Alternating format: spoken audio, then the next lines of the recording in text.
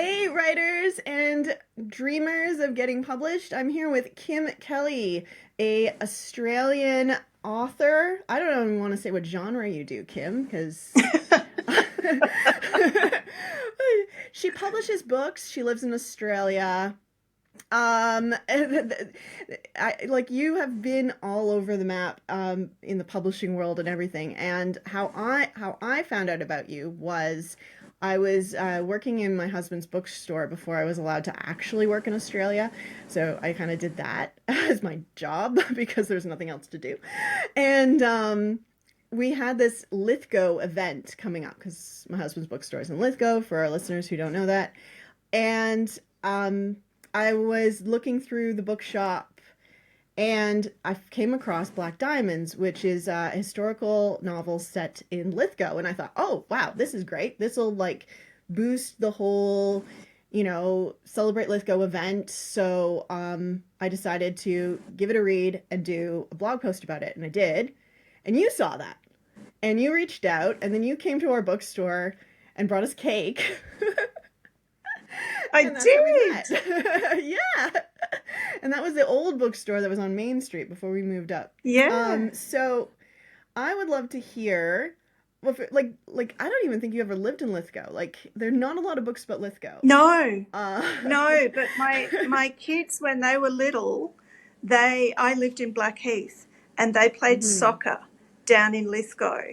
And hmm one of the things that I found beautiful about living in that area was being able to go west down into Lithgow, where I'd never really been before, and discover this really beautiful place.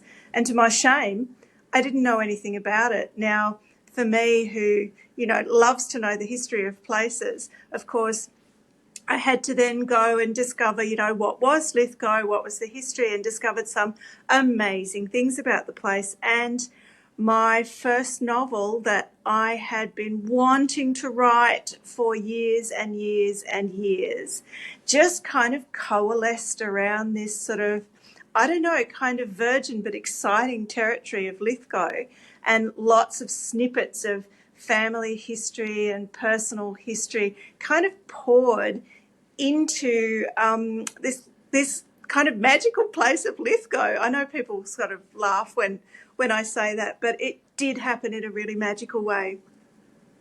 yeah, and I don't want this could devolve very quickly into Joe Loves Lithgow monologue, so we won't go there. But I set all my books in Lithgow, and I'm Canadian, and this is where I choose to live. So, but I'm not gonna get on my high horse and tell you how Okay. wonderful Lithgow is. That's not the time. But, you said that you wanted to write this book for a really long time. So I have two follow-up questions. One is, why were you waiting so long to write your first novel if you wanted to write this book for a really long time? And two, what were you doing? I actually know what you were doing, but I want you to tell everybody else what you were doing for your job before you started writing. Well, it all began probably when I was about 10 or 11, Oh, and golly. I started my first novel. It was called Hall of Horrors. I'd been, very friendly with a lovely girl called Diana Hoffman, and her parents let her stay up really late and watch horror movies on a Saturday night, which I was never allowed to do. Anyway, she'd tell me all these gruesome stories, and we'd sit in the playground, and I'd write them down. And so I thought, oh, wow. You know, when you first feel that harnessing of power over words, that was when it happened for me in the school playground at La Perouse Primary School, kind of circa, maybe 1977-ish. And I lasted 3 pages on the Hall of Horror. I'm sad to say it wasn't a goer, but from that moment, I realized number one, I probably wasn't cut out for horror, but I Can't believe your first book wasn't was able. horror. No, look, it just I'm didn't sorry. work. I'm sorry. It literally. It literally began. Like It if literally you've began read with any of something Kim like, Kelly's books, like yeah, "I don't I, do I horror. would not. That would not have been my. I I was like, go to you know some what? dark places, Kim but Kelly was writing horror books when she was 10 years old. I would not have like no. it didn't work, Joe. Sorry, I It just interrupted. didn't work. It was never going to happen. Never. It Mm. was a dream I had to let go. Um, Aw. I I I think that, like a lot of people too, you kind of, in a way, you hear a lot of writers say, I was always a storyteller. I was always interested in stories, or I was a big reader and that sort of thing, that you're engaged with stories from a really early age. And that's absolutely true for me.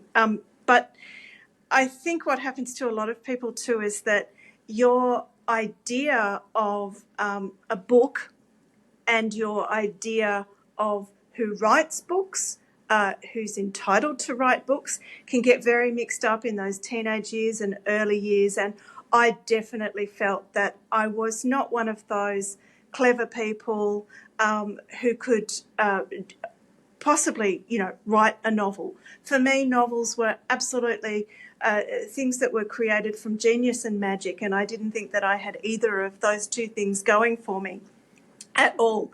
I also happened to, in my undergraduate years, I went to Sydney University, where the stuffing was knocked out of me even further. It was very conservative in the English department in the 1980s and 1990s, even still. That again, it reinforced that idea that only genius was worthy of being listened to or being published. So I didn't actually have a dream to be a writer, if you know what I mean, to be a published writer. To me, that was something that was completely out of the realms of possibility. But what I did want to do was write a story. Like, I wanted to complete something. I wanted to see if I could do it. I wanted to see if I could climb that mountain. So, separate to that, I went off and, had kids and did all that sort of stuff, and found myself with young children and a desperate need to suddenly get a job.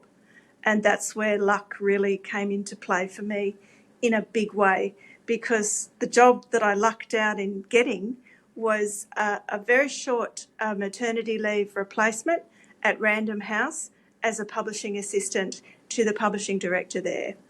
And that was where my mind was completely blown, that books weren't entirely made of magic. They were actually mostly made of really hard work, and they were made by all kinds of people, people who were as kind of emotionally, sort of a little bit behind the eight ball, a little bit thin-skinned and fragile, and not knowing what I wanted to do or how I wanted to do it, but knowing that I had stories in me. I saw that reflected back at me from a lot of the authors that I was working with.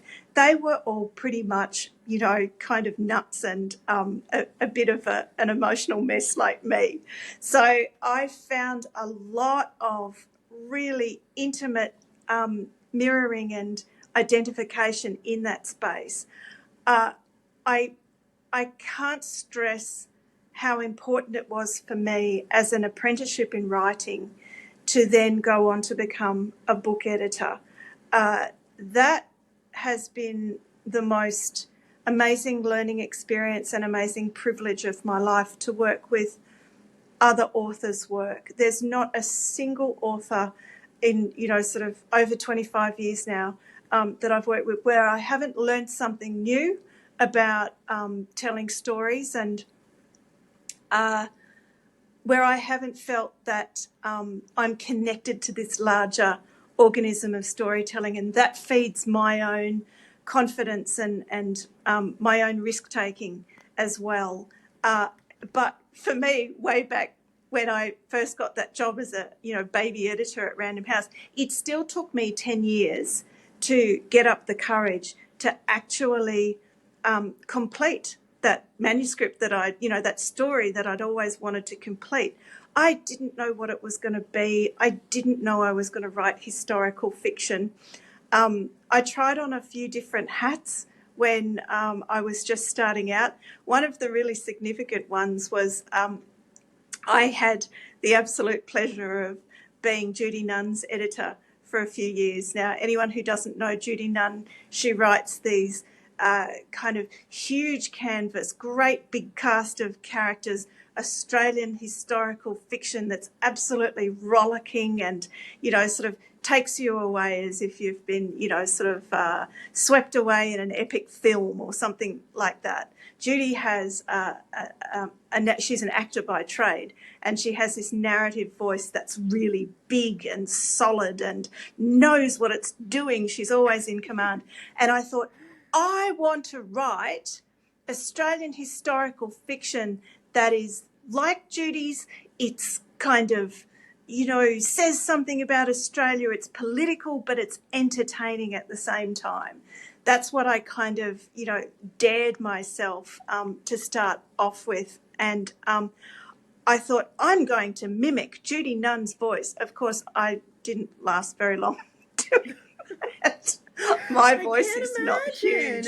My voice is really intimate. My voice is kind of intimate, speaking, from a very personal place out into the universe, whereas Judy's voice is really big and she's speaking, sort of, in this really omniscient way. Next to each other on the shelf, but it's not. It's like it's apples and oranges, isn't it?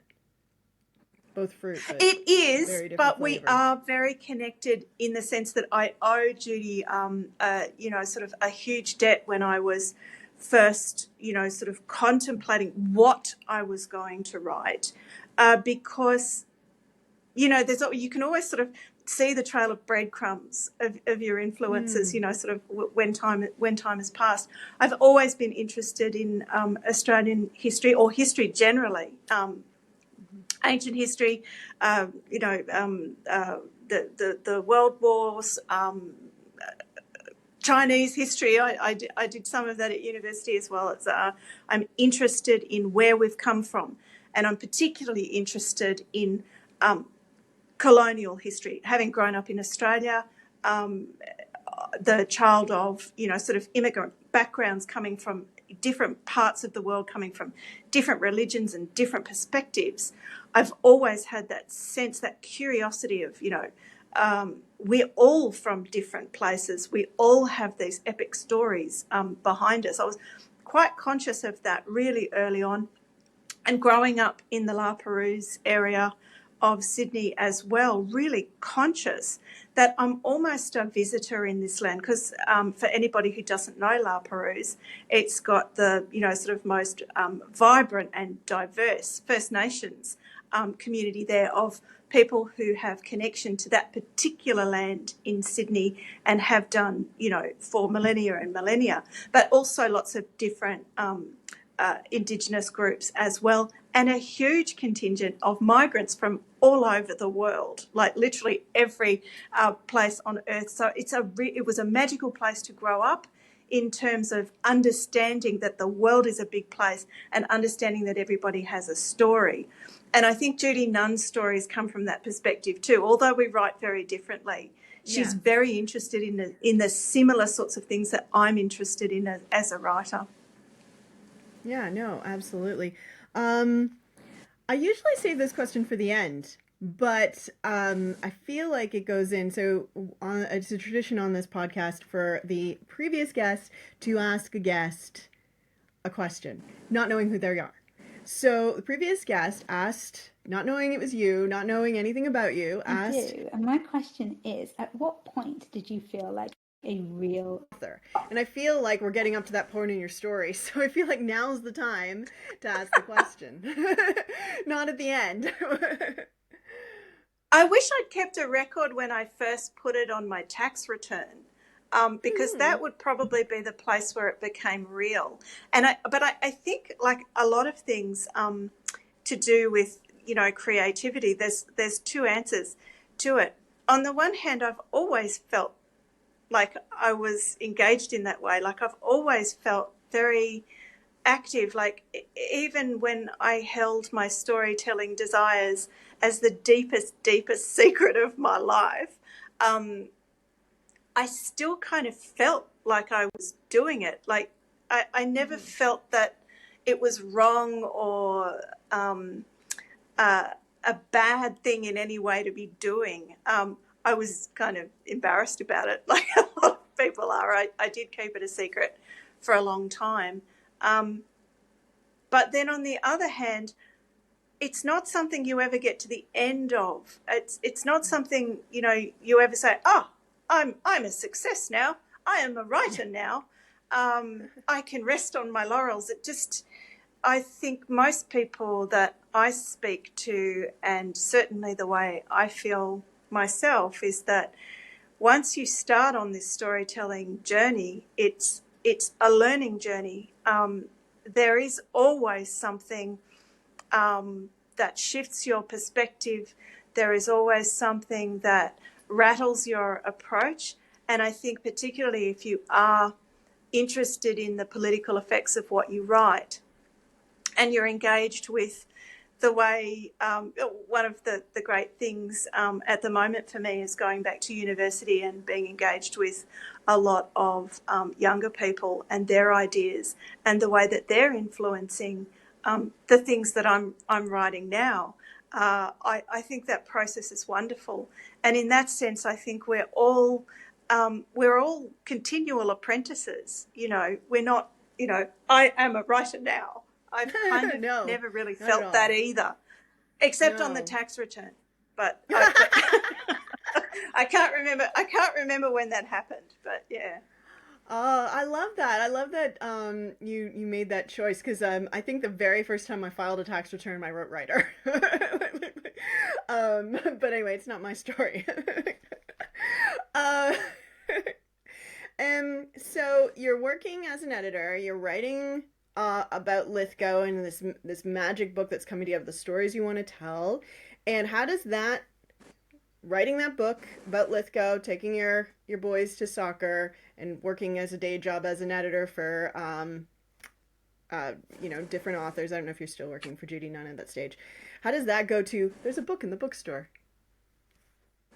Oh yeah. Well, um, in the year 2000, I decided to go freelance, and this is an important part of the story. It was just too difficult to commute from the mountains, continually going over to Milson's Point where Random House used to be.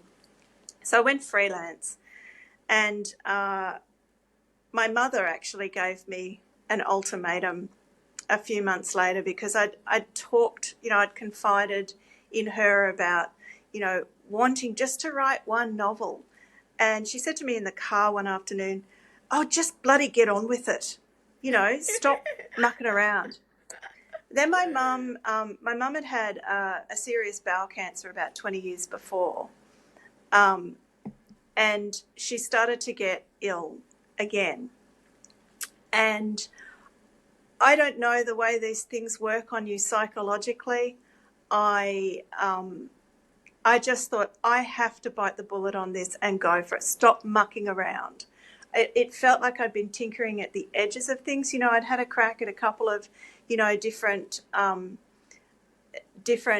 types of, you know, like I began a few different novels, but I couldn't complete anything. And I think that's a really familiar story to a lot of people, probably a lot of people listening to this podcast. We begin a lot of things, but what's that thing that's going to drive that engine for you? One of the things for me was, you know, my mother putting the wind up me going, do it now or shut up. And I thought, well, yes, I'll have a crack. And I was in a really great position. I had amassed a little bit of money because editing is a bit sort of feast and famine for any freelancer. You know what I'm talking about. You know, you've got a pot of money here and then no money at all the next month. And yeah. I had saved a little bit of money and I was able to lie to my clients and say I was terribly busy because at that stage, obviously, I was keeping this a secret. I didn't tell anybody. Nobody in publishing knew that I wanted to be a writer, you know, because I still had that sort of thing, oh, it's still for special people going on in my head. Anyway, I lied to my client, said I'm very busy, and I gave myself 3 months to come up with a manuscript that was somehow, you know, complete in some way. And I managed to actually do it. I began at the end of September, early October 2004, and by Christmas I actually had a manuscript that was absolutely a mess, but it was finished. Then, sadly, a couple of months, I was able to give that manuscript to my mother, which was a massive thing. Unfortunately, a few weeks later, she passed away from bowel cancer. And that was a massively shattering, but in other ways, it was massively motivating as well. It took me years to get over my mother's death, but even as I was dealing with that grief, I also had her desires for me to complete this idea. I had that in my tank. So I was still keeping it a secret from everybody in publishing, though.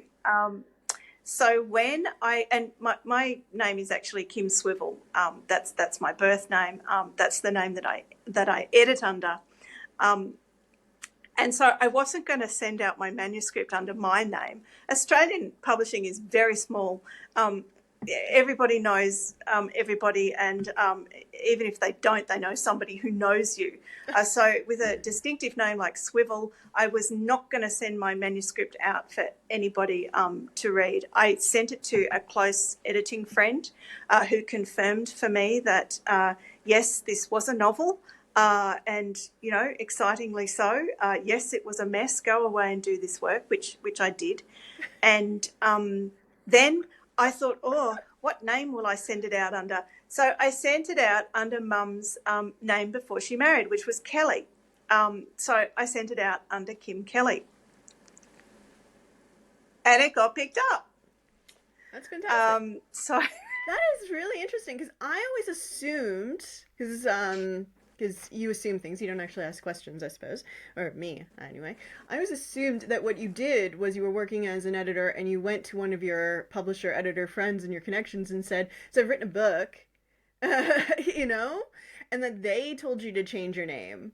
I'm very careful with pen names on this podcast. I don't like to share them. If you want to share them, that's cool. But you've made a choice to have a pen name. I just don't want to out you, you know. Well, it's not anyway. Not a secret at all. Yeah. No, I know. There's no secrets in the world of the internet. But I do try and respect people's privacy. So yes, I knew that your name wasn't actually Kelly, because I have your email address. But Funny that. Yeah. But I always assumed that it was like a publisher's decision, that they knew exactly who they were dealing with, and it was so that's actually I'm sorry, I'm just extremely impressed, because that means that you chose to cold call. You chose to go into the slush pile because you had an out. You had a round. Well, it wasn't to be clear, it wasn't the slush pile, because I knew, because I was working in the industry, I knew who to send it to. Do you know what I mean? Yeah. It's like completely different. Did you send it from the email with the swivel? Then, because they might have worked it out. I sent it to an editor who didn't know me, and I won't say who that initial publishing house was, but she liked it and got back very quickly with an offer.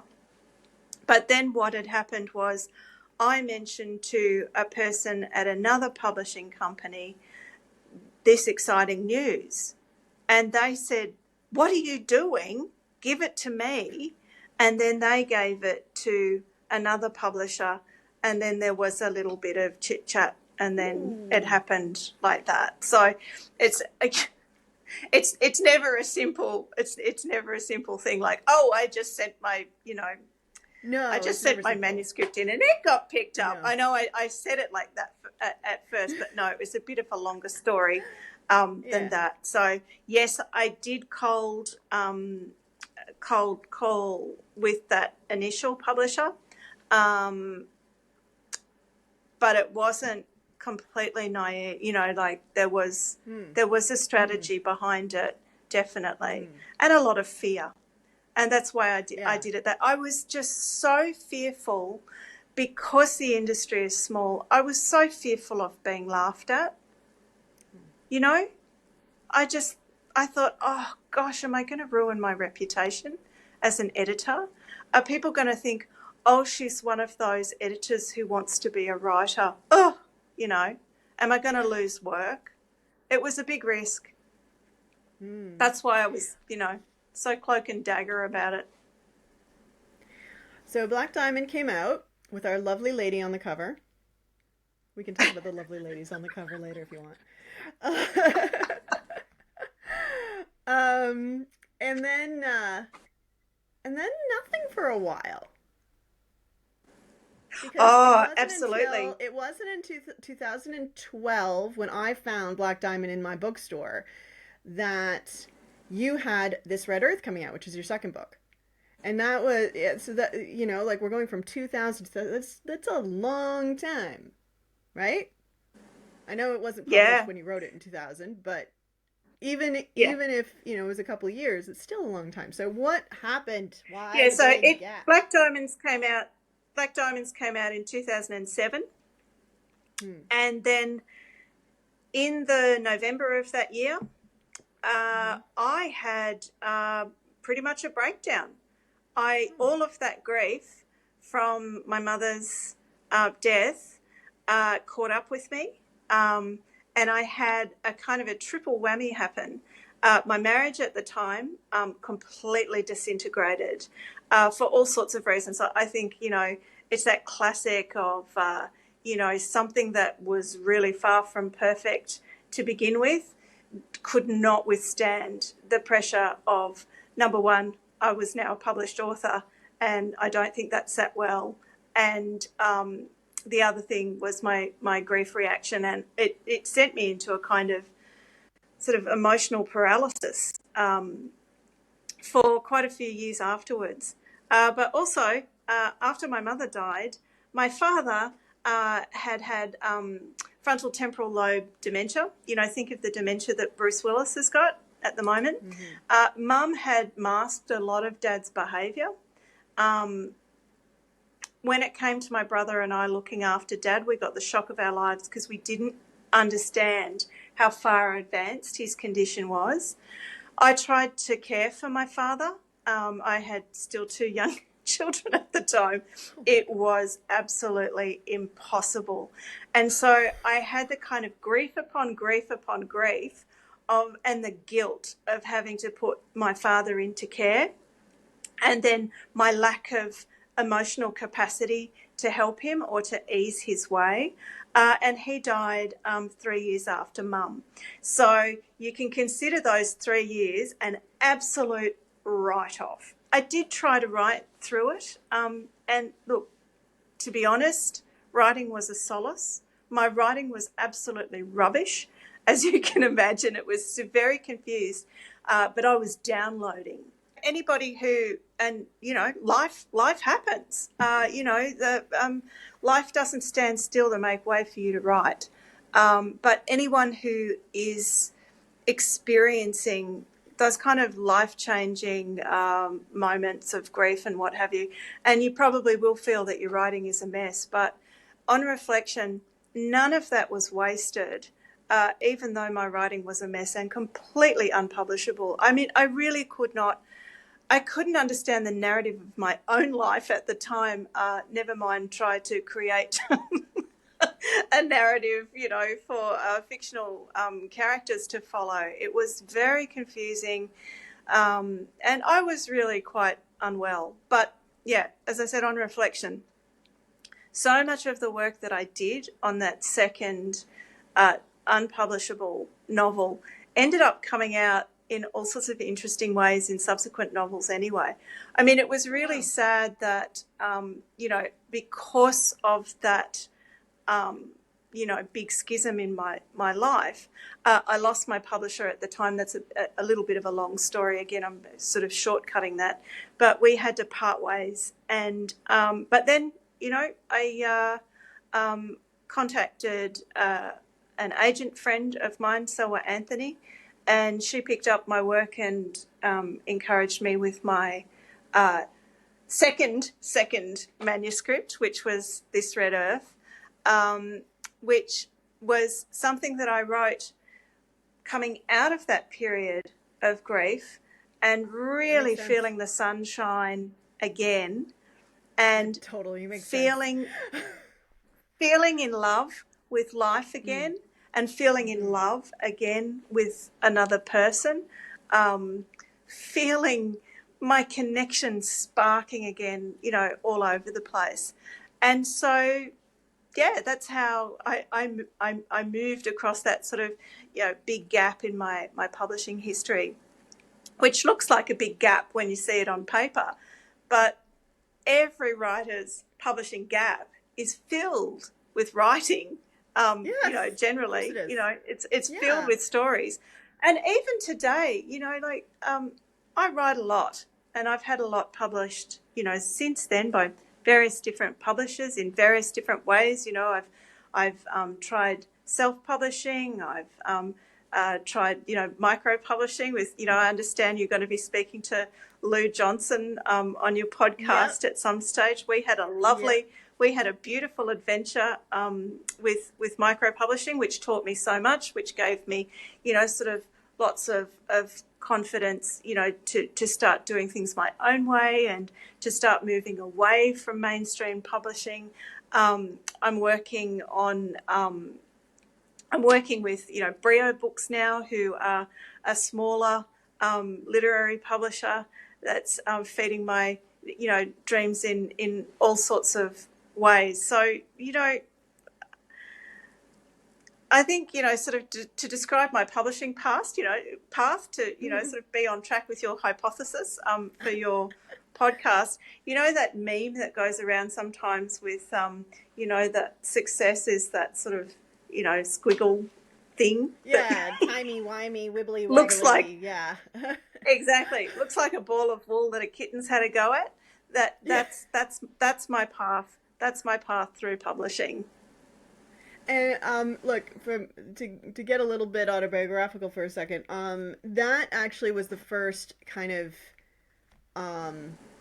idea in my head that there were many ways to do it, because I might be wrong, but I'm pretty sure you have done it every single way there is to do it. Like, you've been mainstream, you've been multiple mainstream publishers, you've been, you self-published, you went micro-publishing, you're indie publishing. I mean, like, I think most writers think it's either self-published or, like, traditional published, but like, which we're going to call mainstream, because I think that's a better word for it. But there's not just one way to do it. Or two ways to do it. There's not just like completely on your own or part of a big corporation. There's like all this other like ways in the middle. So I feel like we don't want to mention the other publisher that you were with either. I feel like we're trying to avoid that. So we did a couple books. Which other publisher? I didn't. Oh. Are you happy? Oh, like, I started This Red with Earth, HarperCollins, Paper Daisies, and then moved to Pan Macmillan. HarperCollins. Yeah, I don't mind mentioning them. You don't mind mentioning them? Okay, cool. No. So it's inescapable for anyone who wants to look at I'm just it's printed on the back of the books. It's like, anyway, you had several books with them. This Red Earth and the one with a bridge on the cover. I can't remember the name. Oh, the Blue Mile. Yeah. Blue Mile, yeah. And Paper Daisies, right? Was with them? Yeah. Just the three? Am I missing one? Yes. No, just the three. Yeah. And Paper Daisies was your last with them when you parted ways, because it. You want to tell the story rather than me? It just wasn't commercial enough, and I wasn't Mm-hmm. moving in the direction with my own writing that was fulfilling my side of the bargain. You know, I mean, the thing that you've got to understand about corporate publishers, you know, HarperCollins, you know, Pan Macmillan, the larger publishers, these are big businesses, and they need, you know, it's all very well as, you know, the little artist at the end to have a big whinge about it, go, why don't you want to get my book? But they have a particular vision for what they want to publish, the trends they want to follow, the marketing and sales considerations that they have. And if you don't fit into that vision, if you don't fit into that framework, then your book is not going to be appropriate for that publisher. That's That just makes a sense. fact. And I know it's a very, Yeah. you know, it's a very difficult thing for authors at the end of those decisions to deal with. But you have to try to distance yourself from those corporate decisions. Certainly distance your work from those corporate decisions, because that's for the corporation. That's not real for you, and it's not part of your journey through storytelling and getting to know yourself as a writer. You've got to kind of take those knocks, pick yourself up, and start writing something else. And I think it goes to this idea that, you know, we see it a lot. Our social media in the writing world is very dominated too by those by the writers that are published by the corporate publishers. I mean, it goes without saying. The Yeah. marketing we see, the authors who have the biggest profiles tend to be of that corporate publishing world. So we get a very skewed idea of what success means and what it looks like for you as a writer. If your work is not going to fall into one of the categories that is appealing for the corporate publishers, does that mean you should not be a writer? Does that mean that your stories aren't worthwhile? These are very challenging questions that every writer who doesn't fit into the boxes needs to ask themselves. It can be a very, you know, mentally, emotionally challenging space to be in, to think, why can't I write the commercial book? Why can't I be commercially appealing? Why can't my weird little political romances kind of check those boxes? Well, because they don't. Does that mean I should stop writing? No. The idea of stopping because a corporate publisher says no is kind of where the I don't know, there's a tenacious part of my spirit that when one person says no to me when I'm actually doing something, I don't hear the no. I keep going. That's a kind of a personality trait. People who love me have called it a resistance to reality sometimes. But once I am ensconced in something, like once I have a certain level of maybe not so much confidence but competence about what I'm doing, I kind of know that this is my thing. If somebody says no, I just sort of push past them and do something else until I get a yes. And I think that that's a trait that a lot of writers with longevity have. That you know, I've called writing a kind of addiction in the past, and that's probably an unfair analogy. I think that once you become very involved in storytelling and involved in writing, and you see that this is something that you can do, it becomes a powerful extension of your ability to express yourself in the world. Now, if you're going to let a corporation tell you that you can't express yourself, you need help. Oh dear. Um, yeah, Really, so like I think, well, yeah. there's that idea that, the person who continually publishes, or the person who self-publishes, or the person who won't give up, that they're the crazy one. Hmm. And I think that's a really, it denigrates, sort of the whole idea of trying to create things, trying to create meaning in the world, through whatever skill it is you have as a writer, as a painter, whatever it is you do. In writing, somehow, we tend to have a kind of negative view of those people who do show that bit of, tenacity. Um, and I think that, maybe it's not such a negative thing. It's I would it's agree. something It's not that, negative. yeah, it can Um, be seen as yeah. that in writing, though. Can it? Well, maybe I'm a little like that too. I mean, it can be negative in the commercial sense when you sort of stack that up against, the kind of, sometimes quite glamorous looking marketing that you see on social media. And you stack that up against the author who, sort of like me, and there are lots of authors like me, who just keep plugging away, who keep ploughing their own field. It can look like a negative, sort of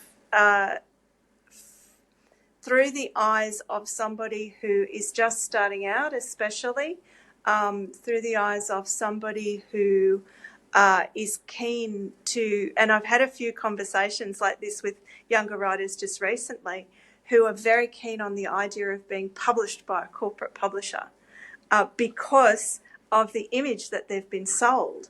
So they look at somebody like me and go, oh, well, that's all very well. You're doing your thing, but that's not as good as that other thing. And is it?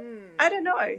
I think, when I step back from those conversations and ask myself, what does the shape of my own success look like? Well, for a start, I've got to write the things that I want to write in the ways that I want to write them.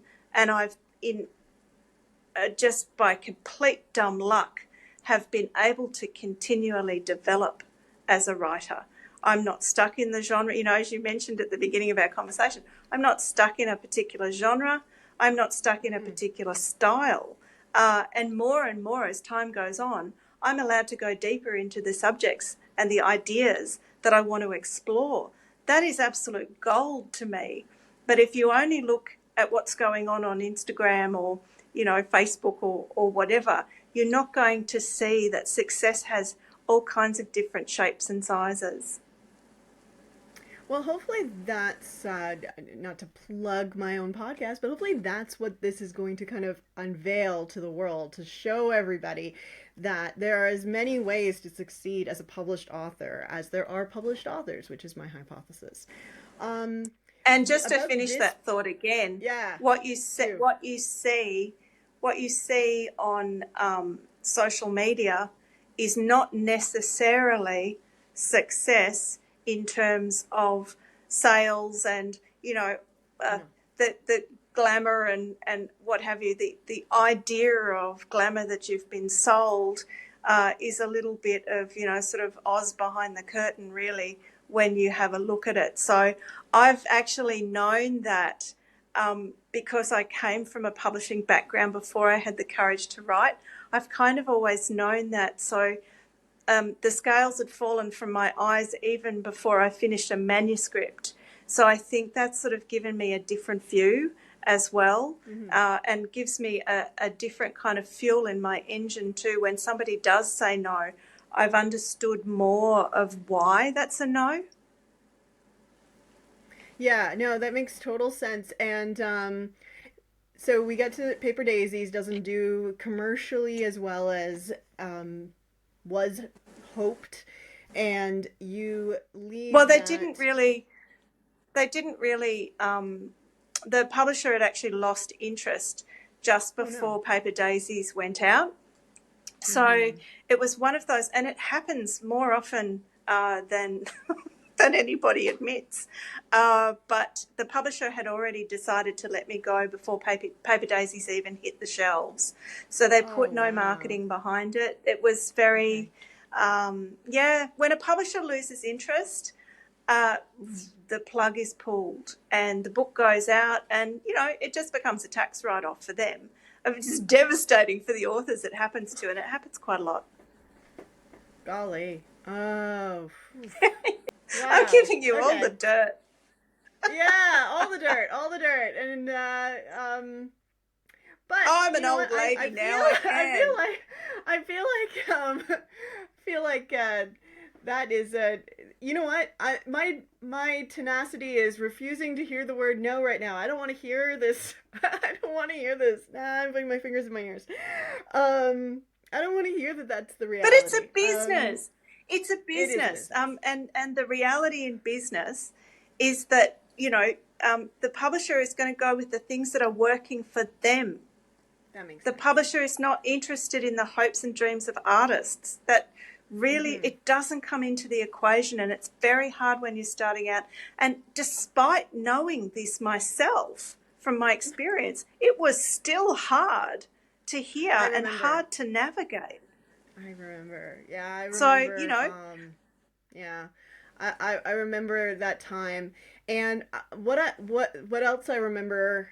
I remember two things from that time, other than the fact that it was so hard on you. I remember that, and it was the scale. Well, it wasn't that hard because I wrote Wild Chicory. Yes, which is my favorite of your books. I read that. I never read a book in. It wouldn't be in the world. Sitting. That book would not be in the world if Pan Macmillan hadn't let me go. There's no way that Pan Macmillan would have published a novella from me, and certainly not one that was a kind of experimental story cycle. It's just not in the realms of possibility. So, you've got to understand that about the publishing journey too, that trite expression of, sort of every door that closes, another one opens. There it is. It kind of does. So, unlike a lot of authors, I don't have a lot of books behind me. And the reason I don't have a lot of books behind me is because I have a bookstore. And I get in trouble when I keep books from the bookstore. So, I'm only allowed to keep books if I actually go to my husband and say, I'm keeping this book for this reason. Otherwise, I have to go back in the bookstore. And this one, I wouldn't let him take back. And I love this book. So this one, ever grateful to Lou Johnson for picking that up. Oh, golly. So yeah. So this is your first one with the author people. Yes. Which was is that Micro? Yeah. Publishing? Yeah, I think Lou would describe it as a micro press. Yeah. So it was publishing on demand, which meant that they could take bigger chances with books because they were only publishing them on demand. Now, is the mother in this story, is this at all, I've always wanted to ask you this, is it all based on your mom? No. No, not at all? Wow. No. My grandmother, but not my mum. Yeah. Yeah, that story came out of a question that I asked myself when Paper Daisies was, a no-goer, and I thought, well, why am I doing this writing thing? Where do stories come from in me? What is this tenacity? What is this?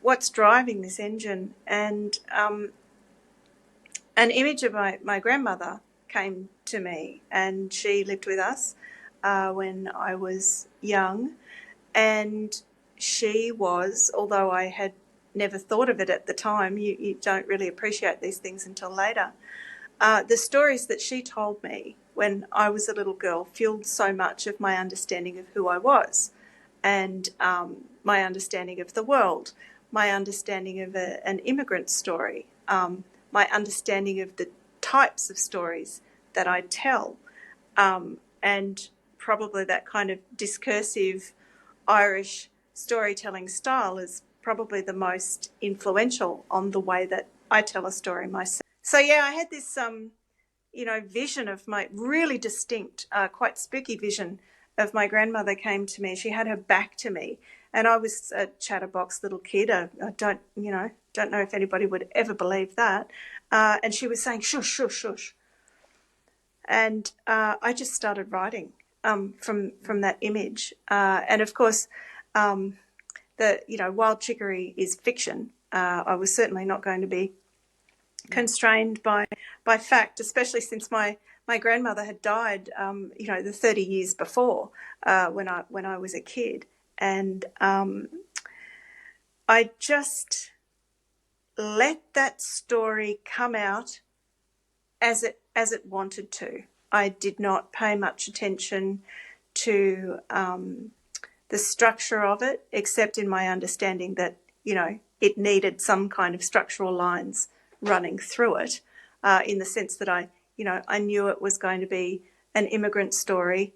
I knew it was going to be a story about the epic history behind Irish immigrants who came here. We can tend to be, we can fall into stereotype with Irish characters very easily. And I wanted to say something large behind that stereotype. And I wanted to say something about that side of my family. And those stories were intimately connected with my relationship with my grandmother. So it was my little tribute to her, and that idea of that, answering that question of where do stories come from in me. And as I said, I wouldn't have asked that question of myself in that way at that time. And that little book changed my writing life in all sorts of wonderful, wonderful ways. It really did. So, it's funny that you say that image of your grandmother, because I feel like I don't know, because it's been a while since I read the book, but I feel like that image is in here of it begins with going, that. shush, shush, shush. I literally began. Yeah, I began with that it's been image. a while. So I read this book. This book came to me when I was first. I was a new mom, and I was first in Australia for good. Like, I was a permanent resident, and my father's Irish, and like I just bawled my way through it, and I actually took it back to Canada and gave it to my parents. A copy, not this one, because I have this one, a different copy. But then you were with the author people for a bit, right? So you did just one more book. Really? I thought it was longer than that. Yeah. So it was the Jewel C, right? No. Yeah. Yeah. And so then the Jewel C, and then with the pearl. That one's cool. Yes. Cool. I never thought I'd write anything fantastical, but I let that one go. Wow. But that's probably an example of a risk that I took, in the sense that almost all of my stories come from a place of family, of sort of using sort of little threads of family stories, and letting them develop into fiction. But Julesy was very different in that I let another passion of mine have its way, and that is when I come across a particular piece of history that I find really interesting. And I had just by accident come across a book called Kumbana Days by Australian writer Annie Boyd, which was a non-fiction book about the sinking of this ship. And of course, I think in the middle of chapter 1, there's this, and legend has it there was a magic pearl on board. And just all the characters, bang, came to life. And I thought, that's something that I love, I love to imagine. Let's see what happens when I write that down. And that came out very, very quickly. But interestingly, I haven't done anything like that again since. Like, it's always been, sort of stories that are some way interconnected with me. Yeah. Yet. You haven't done another one like that yet. Not yet. Not yet. I had a bizarre science fiction idea the other day that I won't bore you with, but it's been a while since I've had an idea like that, or I shouldn't say science fiction, but sort of more speculative. Mm-hmm. Yeah, but you never know. I've got a lot on the go, so it's You do have a I lot on I the go. think and I think that when I get this, I might do something wacky. It's trying to carve out time to write all the stories I want to write. I don't have enough years left to live, Joe. I know.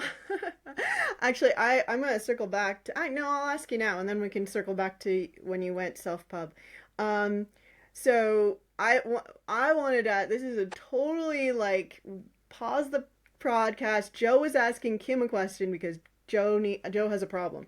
So, my goal for July was to. I'm going to Verona next week, and my goal for July was to get a novel ready so that I could finish it at Verona.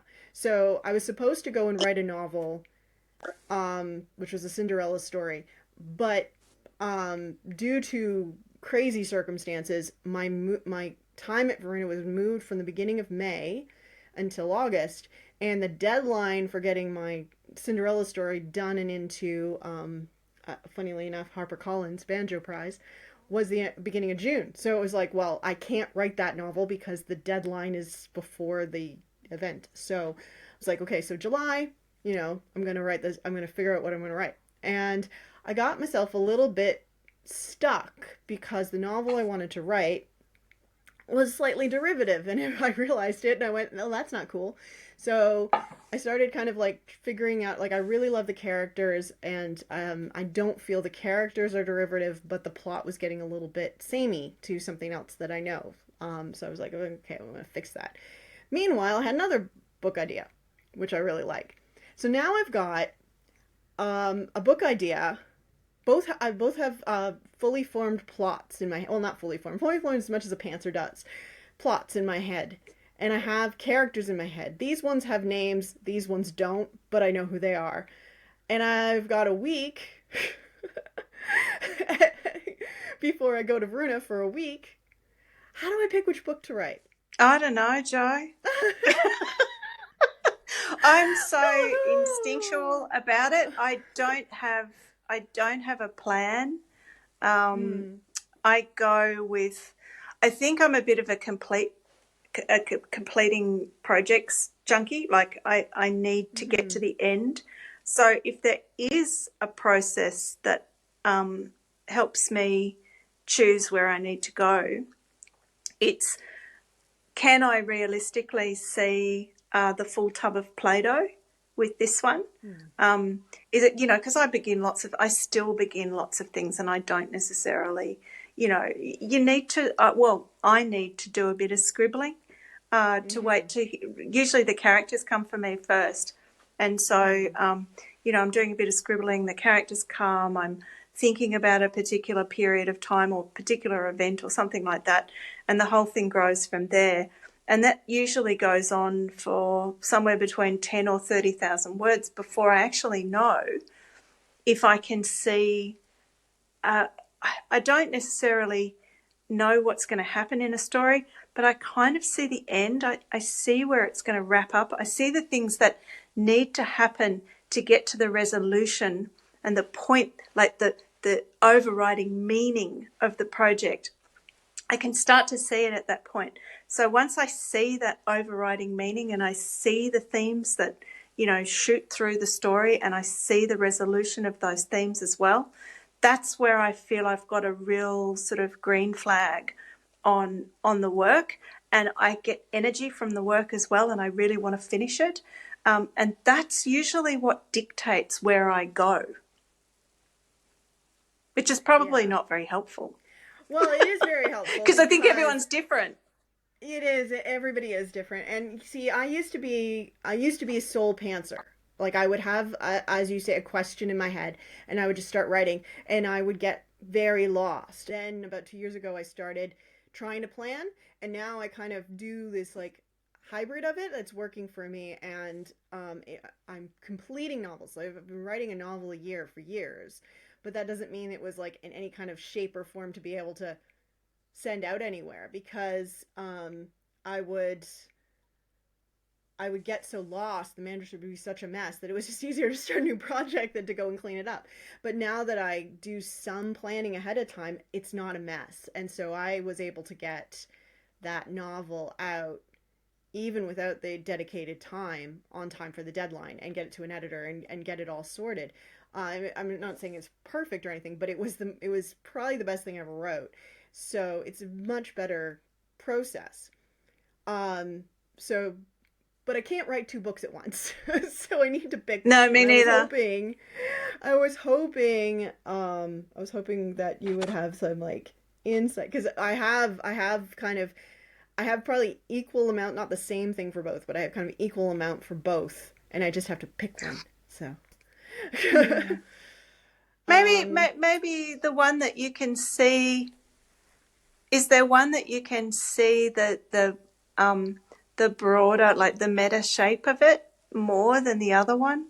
it would depend on how you define meta shape because I think Well, I have a broader picture of both, but they're not the same broad picture. Like one I know the plot inside and out. I know the characters' names. I know everything. The problem is um that I'm getting stuck with the parts that feel like I've seen it before.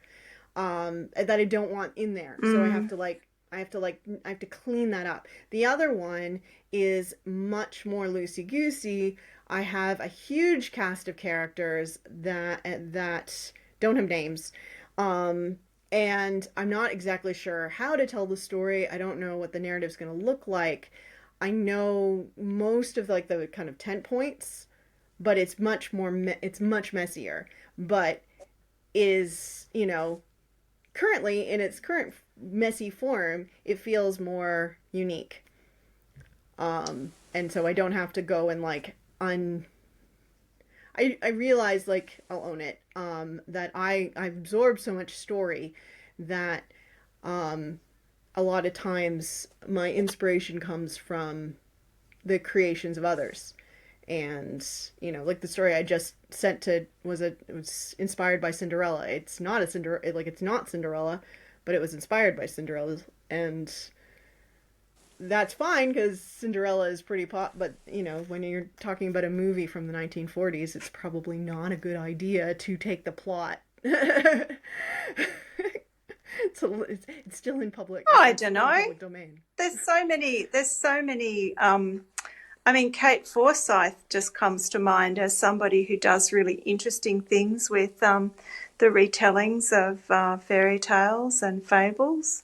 You know, I Mm-hmm. think there's a great tradition of making that old trail yours. You know, nobody walks up Mm-hmm. the mountain the same way, do they? No, no, Even though no, you're they going on don't. the same trail, you're seeing different Yeah. things, and yeah. Okay. Well, Nothing I've got wrong lots with to an think old about. story, Nothing wrong with an you old know, story. remade. Um, all right. Well, I got lots to think about. But well, right around the time of the author people, one of the other things I was thinking about, remembering was this this sort of strong feelings, let's say, about the girls on the cover of the books and how we weren't going to do that anymore. So I don't know if you have old printed copies of your because all your novels no longer, except for this one, which sort of kind of technically has a girl, I suppose, but that's not what we're talking about. Oh, but that's It appropriate to the story. Yeah, it's also appropriate to the story. So, do you have any of the old covers with the girls on the cover? Oh, I do, yeah, I do. But yeah, no, I don't put them on display. Um, my um, my late uncle, John Swivel, was an old ad man, and when he saw the initial cover of Black Diamonds, he said, "Can I swear on this show? Uh, sure. Can I swear?" Yeah, sure. Why not? He said, "What the fuck is that?" It's just, yeah, it's, but you know, look, it's a thing, and it has, you know, persisted, particularly with women's fiction. or fiction written by women. Unfortunately, even though Black Diamonds is 50% told from a male point of view, they chose to have a young woman on the cover that would have probably best been placed on a toothpaste commercial. It was, and I'm not bagging out that there is a reason, there is a very serious marketing reason why the corporate publishers do this, and it's to sell books. And I think that's the other thing, I was embarrassed by a couple of my book covers, but my embarrassment is not really part of the equation. And it's kind of, you can't, if you want to go with a corporate publisher, you can't be precious about these things, if there's one of things that I've learned, like a hard lesson to learn, is that in that sphere of publishing, no one cares what you think. You should, if you wanted to go on that, if you wanted to go that route with your publishing, you have to accept that there are certain compromises that you will make for the corporate vision of that particular book. I tied myself up in knots of, embarrassment and stress about my covers, most of which I didn't share at the time. I remember saying when I got the cover for Black Diamonds, "Oh, that's lovely," because I felt that, as my, my role as being grateful and, getting with the program and stuff. And I kept my embarrassment pretty much hidden until, of course, time goes on, you get a bit wiser, and I started to become a lot more honest about things like that. And I wish it wasn't the case. I wish stories written by women, particularly stories that are about, sort of human relationships and, deeper kind of social, political commentary on life and what have you, but seen very much, through the prism of what concerns women, which tends to be relationships.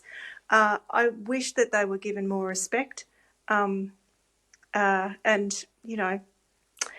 more respect in the way that they're marketed and reviewed. But that's me. That's wishful thinking. It's not going to happen. So I think the reason I thought you had so many books by the author people is they republished, right? They republished your back out. No, No. Okay, I obviously am remembering this wrong. That was going to happen, and the same designer for the books with the author people followed me into my adventures with independent publishing. And the first thing I did was reissue those first 4 books, Black Diamonds, This Red Earth, The Blue Mile, and Paper Daisies. And I had come into connection through, other publishing connections with a great independent publisher. What would you say? He's a kind of a publishing coordinator called Joel Naum, who ran a business called Critical Mass. He's at Booktopia now, so I think he's too busy to do these sorts of things now. But he helped me reissue the paperbacks and the ebooks for those first 4 novels of mine once I got my rights back from those big publishers. And that was so much fun. I had no idea what I was doing, and no idea. Like when I had that first conversation with Joel, he said, "Oh, well, how many paperbacks do you think you'd sell a year of Black Diamonds?" And I said, "Oh, I'd be lucky if it was 20. That's not what happened. I didn't have a big idea at that time of the idea that I already had a presence. I didn't know what that meant. I'm not the world's best marketer. I don't really, necessarily make sensible connections in that way until I'm there and I go, oh, that's how it works. So I didn't really understand. I didn't really understand that I already had a profile, and that sold books, and that kept me going over the next couple of books. But also my agent was able to get me a Belinda audio publishing deal for all of the books that I published after Jewel C. So the next 7 books or whatever it was. So although some of those books were independently published in terms of the paperback and the ebook, they had a traditionally published audio publisher doing a very slick audio edition, which I didn't realise either. That actually sells paperbacks and ebooks as well. And then, a few years down the track, Brio Books came along, and they've now reissued my entire backlist of those whole 11. So things didn't ever go the way. Well, I didn't have a plan really to begin with, but I didn't know when I started that little adventure with indie publishing that it would actually translate into anything. All I thought I was doing at that stage was reissuing my backlist, because it really bugged me that when I came to Lithgow or wherever, people would say, "Can I get a copy of Black Diamonds?" I said, "Well, no, I don't have one." And for about I think it went on for about 5 years. I had wanted to be able to just have a place where people could buy the physical copy of Black Diamonds, my first novel. That's how it started. And I didn't know how to do that until I was in this position of going, having that conversation with Joel Naoum of, how do I do it? And we did it, and it worked. And she's still in print now. It was fantastic, because every time you would come to the bookshop, and when you were doing indie books, you would come to the bookshop and you would do a book talk, and we would sell a few copies of your newest book, and maybe we would sell 1 or 2 of your back catalog, and then we would sell about 12, 13, 20 Black Diamonds. Like, it was just like, it was like, because we're in Lithgow, and it was like, I want the book about Lithgow. So yeah, it really, really changed how many books we sold, us as a Lithgow-based bookstore, because that's what Lithgonians, Lithgonuts, I don't know what you call them. That's what they want. They want the book about Lithgow, please. And it makes sense. It was fantastic. Yeah. And when I go to Bathurst, people want paper daisies, and it's sort of, it's great now that we have the technology. I mean, 10, 20 years ago, or what have you, we didn't have the technology to do small print runs or to do print on demand in any way that was economically feasible for somebody like me who, I don't have money to invest, thousands and thousands of dollars in a vanity, project of, then ending up with, 1,000 copies of my book in my garage. And that's what people used to do. That's the way people used to do it. They used to do like these vanity publishings, and then they would have garages full. But that's not what you've done at all. I want to make that clear. No, no. You've done mainstream. You've done you've done mainstream. You've done indie, and you've done micro, and now you're what would you call where you are now? And how'd you get there? It's just back to normal, back to traditional. Oh, is it? Oh, wow. Okay, so you've done full circle. Regular. Yeah. So how did that come about? But with a smaller publisher. So I think Brio is probably best described as a kind of boutique, sort of independent publisher. They tend to have a focus on literary books and the books that they like. They don't have a corporate mentality. They're a lot smaller, but they have my entire backlist, and then they're the ones who published my latest novel, The Ratcatcher. So working with them is beautiful for me in that they understand what it is I'm trying to do, and they're interested in being a part of that and supporting that. It's very different. It's kind of what Lou and I were doing all those years ago with Wild Chicory, Mm-hmm. except Brio's a bigger publisher than that. But they certainly don't have that kind of blink and you'll miss it. You know, the books have to be on the shelves at, you know, Big W and Dimmicks and whatever. They don't operate that way. And they're committed to small print runs as well, because something that's important to them is the amount of waste that goes Mm. through publishing, in terms of publishing these big print runs of, you know, sort of 5,000 and 10,000. And there's some horrifying statistic out there. I can't remember who published it recently, of the number of books that are returned and then go into discount outlets after that. And then the um, mystery is, you know, the amount of books that are then pulped after that point. Nobody seems to know what that figure is, except it's horrifying. So, you know, it's one of the drawbacks of corporate publishing as well, that they have all of the, you know, kind of marketing and sales dollars and what have you. But the fact is, book publishing is still fancy gambling. No one knows what readers are going to love. No one knows what's going to really take off and what's not going to hit the market and do anything exciting. So you can have all the marketing dollars in the world behind your book, and it might still fail.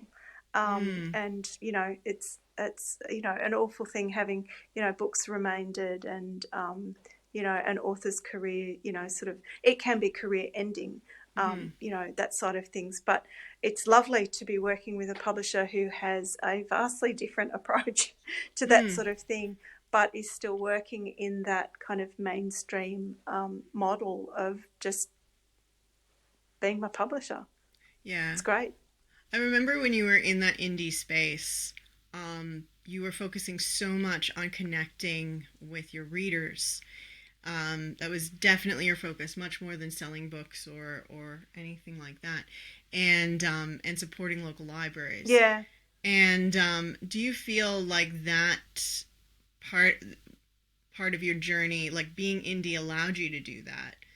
Do you feel like that part of your journey has been able to carry Oh, on into moving into the, like, how did that work? well, being going into that independent space, it forced me to look at that. I was completely naive. I cannot stress how naive I was in terms of the way marketing worked and in terms of the way author profiles worked.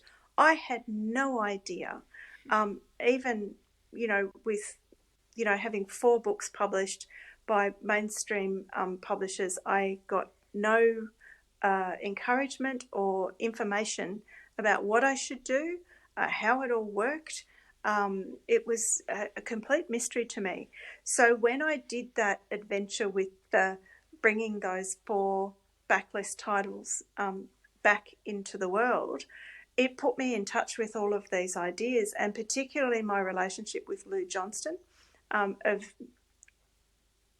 her coming from not only a publishing background but a really solid marketing background. I joined Instagram, and I think at your encouragement, I started a blog, which was, you know, that was interesting too. Um, and little by little, those connections, uh, those face-to-face connections of doing much more library events, as I began to heal more in myself too, from those big life challenges with grief and the anxiety issues that I've had all of my life. I've had anxiety issues, but they were particularly bad during that early part of my experience of being published. It was a beautiful coincidence that at the time that my kind of just social anxiety, I was getting on top of that at that same time. So when I, you know, would come to Lithgow, and I'd go to other libraries and what have you, those experiences with readers were also building, you know, my confidence and my understanding that, oh, okay, the meaning that I'm making through these stories is worth something. It's not Mm. something that's measurable in dollars and cents and royalty statements. It sounds as though those kinds of connections with readers should be more ephemeral, but they're not. They're actually they're kind of lifelong. The connections that I've made with readers, sort of way back when I started to come out of my shell, they've stayed. There's a longevity to that process of connecting directly with readers that beats the physical publishing of a book, hands down, hands down. Because when you think about it, most books in the Australian, sort of I'm still publishing recording. I didn't sphere, stop at this they time to see are what on would the happen. bookshelves in shops maybe 3 to 6 months, and that's it, and the party's over, and the publisher has moved on to other stories and other authors, whereas your readers, they're with you forever. And even with authors who have a long period of time between their books, uh, the readers who love you, they'll wait.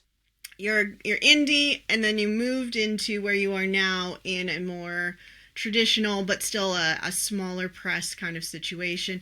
How did that happen? Did you seek that out? Did it seek you out? No, my agent found it. I feel like there will be some authors who are self-published who will be like, I don't have an agent. Why would I need an agent? Um, but so when you left HarperCollins, your agent stuck with you.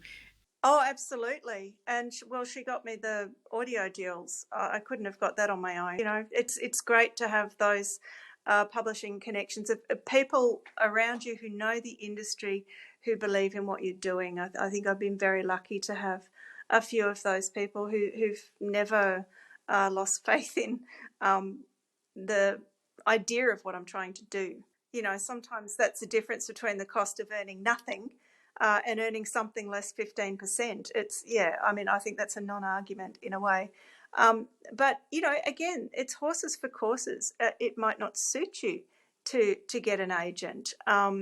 You might not need one. I needed one, and not just for financial reasons. I have really valued the friendship and the support along the way, and somebody who's kind of grown into where I am with me, which is something I didn't expect, and something that's been really nurturing. I feel like what you're saying is so true, that not only do you need to reach out to your readers, you need to reach out to other people, like you say, like reaching out to Lou Johnson, to collaborate, because it's so easy to just be, I'm writing my book. Well, Lou found me.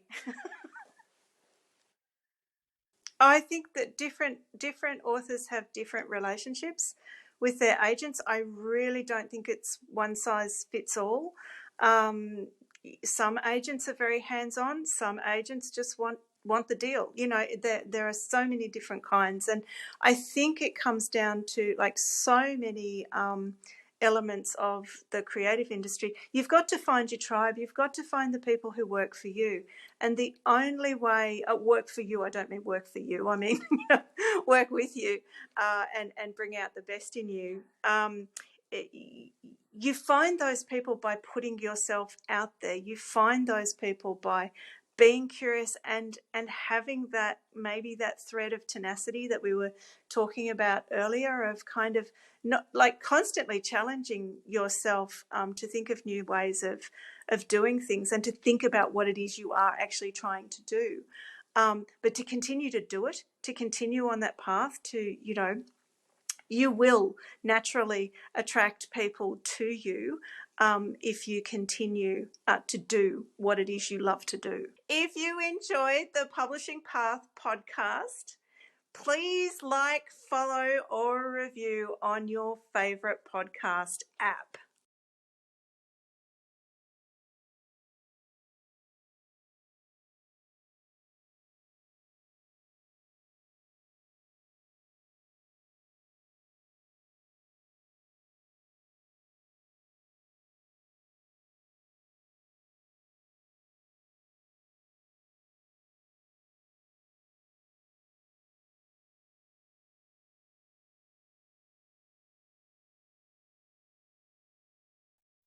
The Ratcatcher is that was published last year. It was longlisted for the ARA Historical Novel Prize, which was very, very exciting. It's published by Brio Books, and you can get it at, Booktopia is probably the easiest place. I think it's got a great price on it at the moment. It's a story. It's again an Irish tale. It's a story again very much connected with my grandmother, but this time it's pandemic, kind of pandemic related. It's about what happens when a young Irishman who's just arrived from Tralee gets a job as a rat catcher in the middle of the bubonic plague in Sydney in 1900, and how he discovers that he's not the best at catching rats. And it's a romp through Sydney. It's a romp through Sydney in 1900 that delves into the way life was pretty tough back then, but it was also pretty tough for people experiencing the pandemic in Sydney in 2020 when I wrote it. And I'm also working on a non-fiction project at the moment through the University of Macquarie University, and that is a life writing project on illness and disability, and I will be talking about kidney donation. Which is something I've never delved into before in terms of my own experience of donating a kidney to my lovely husband. That's really taking me to places that I never thought I would go. And I have a super secret project that is a new novel coming out later this year, and I can't say a single word about it. And I promise I haven't done anything illegal or anything salacious. It's a very, very, very exciting time, a very exciting shift in my publishing journey. And I can't wait to share it with you. And I can't wait to blab about it. I've had to be stum about it for so long. So I'll ask you that question for the next author. I ask myself that question with every story.